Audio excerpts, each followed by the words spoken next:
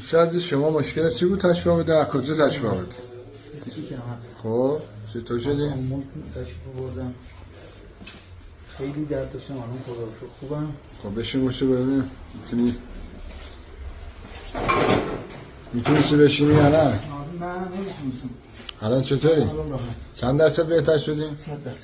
خب از خواننده هم هستی آره؟ یه هم میتونی بار ما بخونی؟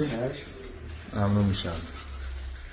هنوز باور ندارم رفتنت را به جان اسمی کنم بویدنت را. هنوز باور ندارم صدای پای تو در گوش من هست. در این دنیای با تو بودم است هنوز باور ندارم. عزیز من چه زود رفت آشنایی ندارم از تو هم من یک صدایی.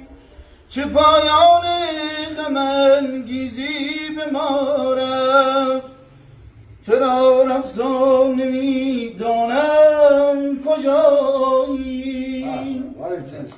مرسی